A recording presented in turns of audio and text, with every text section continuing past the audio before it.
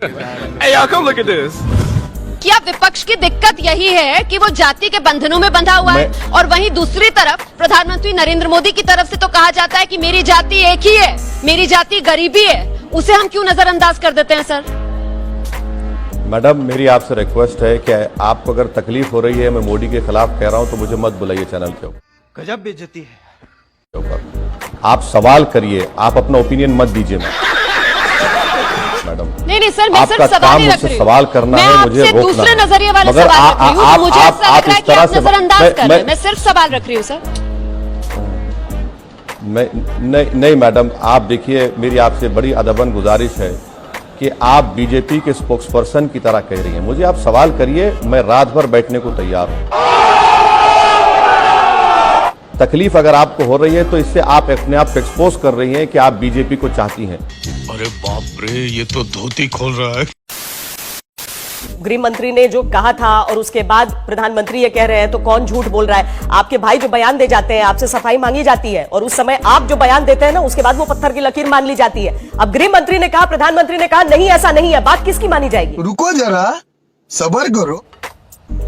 देखिए मैडम, आप मेरे सवालात का जवाब हजम नहीं कर पा रही हैं, इसीलिए आप चले गए मेरे भाई पर। आप डिबेट मेरे भाई पर कर रहे हैं तो उनको बुला लीजिए, मैं चला जाता हूं। अगर आप डिबेट कर रहे हैं कि अमित शाह ने जो कहा वो सच है या झूठ है, तो मैं तैयार हूं। मैं आपको मिनिस्ट्री ऑफ होम अफेयर्स के वेबसाइट से कोट करके बता रहा हूं, और आप दूसरी जगह चले जा रहे हैं। मैडम, कब तक आप लोग गवर्नमेंट को सपोर्ट करते रहेंगे? मत करिए ना, कभी सच्चाई को तो मान लीजिए। अगर मैं झूठ कह रहा हूं तो आप आधे घंटे के बाद मुझे बुला लीजिए, मैं तैयार हूं सुनने के लिए। मैं तो मिनिस्ट्री ऑफ होम अफेयर्स के वेबसाइट से कोट करके बता रहा हूं आपको डिफरेंस। मैं आपसे अपील कर रहा हूं कि सच्चाई को जानिए, छोड़िए मैं गंदा आदमी हूं, मेरा भाई भी गंदा है, हम बुरे हैं। अगर आप अच्छे हैं तो इस देश को अच्छा रखिए ना। छोड़ दीजिए, हमारा क्या हाल है, हम गुनाहगार हैं जो भी है। ऐसा विरोध प्रदर्शन हो, विरोध प्रदर्शन किसके लिए हो रहा है? उसी चीज को जिसको आप कहीं से कहीं घुमा फिराकर धर्म से जोड़ दे रहे हैं। अच्छा, हमको सिखा रही है। तो जो दिल्ली में और पूरे देश में जो प्रोटेस्ट हो रहा है, वो कैसे मुसलमान कर रहे हैं? आपको गलत फहमी है मैडम, माफ करना मैडम, आप टीवी स्टूडियो में बैठिए, आप रोड पर आकर देखिए। अपने भाषणों में कैंपेन ट्रेल मैंने आपका किया ओवैसी साहब, आप भी बार बार कहते थे इंशाअल्लाह ये मोदी जाएगा। आप भगवान का नाम, आप अपने खुदा का नाम ले सकते हैं, तो फिर ये पार्टी क्यों पीछे रहे?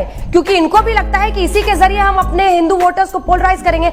अगर मैं कहूंगा कि इंशाअल्लाह अंजना ओम कश्यप और मशहूर हो जाए, तो क्या आप कम्युनल हो गए? अगर मैं कहूंगा कि इंशाअल्लाह मैं दोबारा एमपी बनूंगा, तो मैं कम्युनल हो गया। लेकिन अगर बीजेपी का कोई नेता कहे कि जय श्री राम अंजना और पॉपुलर हो जाए, तो वो कम्युनल हो जाएगा। नहीं ओवैसी जी, यही तो मेरा सवाल है कि अगर बीजेपी का कोई नेता ये कह दे कि जय श्री राम अंजना और पॉपुलर हो जाए, तो वो कम्युनल हो जाएगा। फर्क मैं बता रहा हूं आपको, कंडेमनेशन में और हिपोक्रेसी में फर्क ये है कि असदुद्दीन ओवैसी कातिलों के साथ नहीं खड़ा होता है, बीजेपी के लोग खड़े होते हैं। मंत्री फूल का हार पिनाते हैं जो मार कर आते हैं। खत्म, bye bye, tata, goodbye, गया।